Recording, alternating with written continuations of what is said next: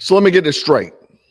A 21-year-old drives down from North Carolina. He was reported missing, shows up at Mar-a-Lago at 1:30 a.m. carrying a shotgun and a gas can, and the response to the country is basically hunt. Anyway, that's where we're at. An armed guy breaches the perimeter of the most protected property in America, and it barely blips. That's not normal. That's called conditioning. I barely heard about it. It pretty much got shut down like everything else that they want to. I'm going to try to talk about this without being boring, but the official narrative is around 1:30 in the morning Sunday, a man breaches the secure perimeter of Mar-a-Lago, Palm Beach, Florida. He's carrying a shotgun and a gas can. Secret Service agents and Palm Beach County deputy sheriffs confront him at the north gate. He drops the gas can and raises the shotgun into the firing position, and they shoot him. No agents were injured, threatened on the scene, and the kicker is Donald Trump wasn't even there. He and Melania were in Washington. Check it out. Killed an armed man who unlawfully entered the perimeter at Mar-a-Lago early this morning at 1:30 this morning. The Associated Press is out with some new details right now.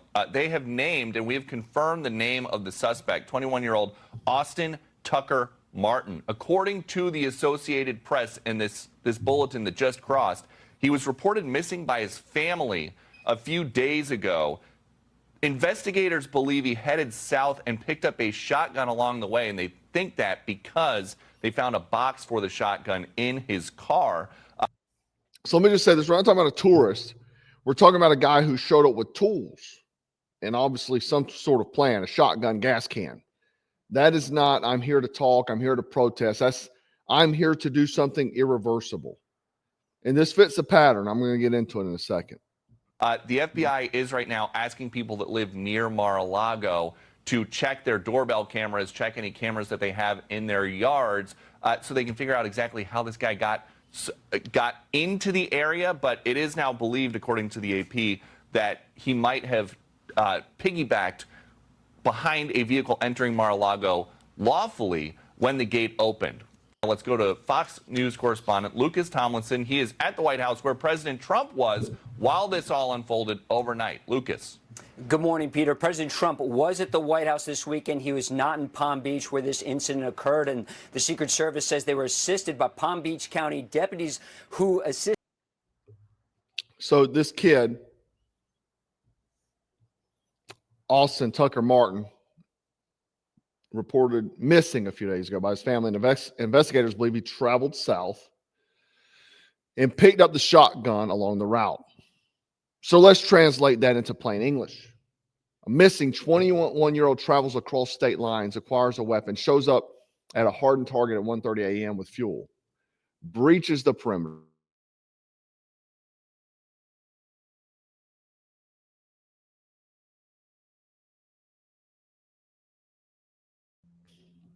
You would call that trajectory. Here's the official Secret Service message. You can screenshot that and read if you'd like. Basically just saying everything I've said. Now, here's what I want you to notice. They keep giving us the same profile shape. Young, disconnected, suddenly missing, suddenly mobilized, suddenly at the most protected location on earth. And just so happen gets a firearm. I can't wait for the FBI to say he was on our radar.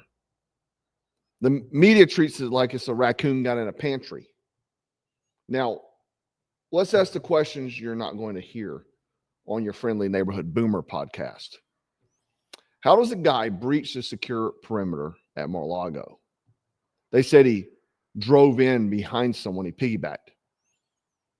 The phrase matters, secure perimeter, not driveway, not sidewalk, not near the property, but inside the perimeter. So what happened? Bad timing, gate timing, and opening at a vehicle exit, right? Or entering. That's what's being described. That's not nothing. I would say that's vulnerability. Then you have to ask number two is why the gas can? If you've got a shotgun and a gas can, you're not just thinking shooting. You're thinking chaos, fire, distraction, panic. You're thinking this turns into a headline no one can ignore. And yet here we are. And where's the motive story? No manifesto parade, no multi-day media obsession, just he's dead, FBI investigating, moving on. Convenient. Why does this feel like a stress test? I'm not saying it was. I'm saying it feels like one. The kind where someone's job is to see if they can get in far enough and what the response time looks like. I'm sure we're going to hear this kid has 5, 6 cell phones. He probably doesn't have any friends and so on. Now, the response time wasn't instant. So obviously Secret Service, they handled it, but did what they're supposed to do. But the bigger story is why was the moment available at all? Now, I know what you're thinking. This is where the MK Ultra words start hovering in the room like cigarette smoke. And I'm telling you, I don't have a medical chart. No. What I'm telling you is the pattern keeps showing up. The age range, the dead-eyed urgency, the sudden missing status, the cross-state movement, highly symbolic target. In the end result, dead suspect, unanswered questions every freaking time. They want you to look at the surface story and go, lone nut job anyway. That's the spell. The spell is, hey guys, don't connect the dots. Because if the public starts connecting dots, the conversation becomes who's manufacturing these breakdowns, who's amplifying unstable minds, who benefits from the constant drip of political violence. Again, I'm sure we're going to hear he has 5 cell phones. Was he in his vehicle? Where did he get the shotgun? They said they found the box in the car, so they thought he picked up along the way. He didn't own a shotgun previous to this.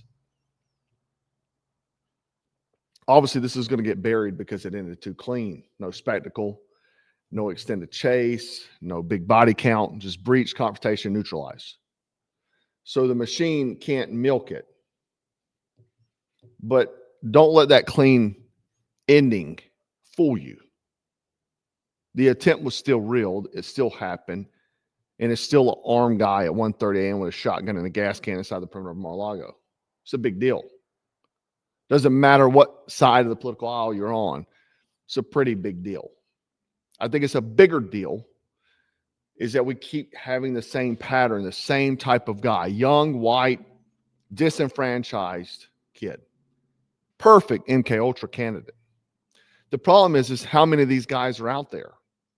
That's the real problem, waiting to get engaged. You're being trained to accept abnormal as normal. That's a big part of this. It's part of the processing and programming of America. Oh, guy with gas can and shotgun got shot. Move on to the next TikTok clip. So the bottom line is, if this is truly just a disturbed young man, then we've got a bigger epidemic. A system producing young men who snap, travel, arm up, and aim at targets of power. I mean, this guy looks just like Thomas Crooks, just like Tyler Robinson, just like every other guy or patsy in the world. Lee Harvey Oswald, you name it. We have the same pattern, keeps popping. Why is it always this type of guy? It's always this type of guy. And let's just say it's not some lone nut job that just snapped. If there's influence, grooming, manipulation, handlers, or help, then we're in a different kind of war, guys, a psychological one.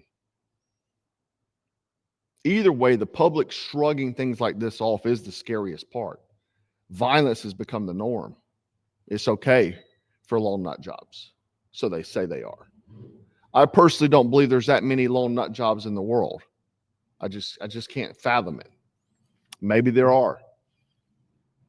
But I would have to say that the pattern fitting over and over and over again is a bigger story and a bigger narrative that they want to shut down.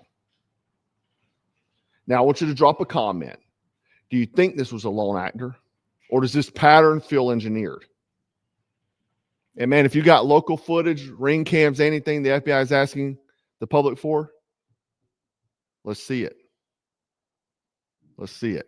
Hit it with FBI. Send it to us. We'll take a look at it. I had a guy send Thomas Crook's dash cam video, and that killed the narrative.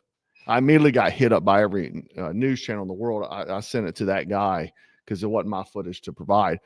But the thing was, it totally killed the van narrative they tried to spin in the beginning. So that's why it's important for us as prepared citizens to make sure that we keep the narrative sharp, because they'll try to lie to us, of course, always. You know they do. Everything's got an angle. Everything's got a piece to manipulate and control. That's why I don't believe anything I'm told anymore, as you shouldn't either. Anyway, guys, I want to share this story because it just came out, and I appreciate it. Let me know your thoughts. I want to know. Let me know in the comments. Stay frosty, stay strapped, and always stay dangerous. Black Scout out.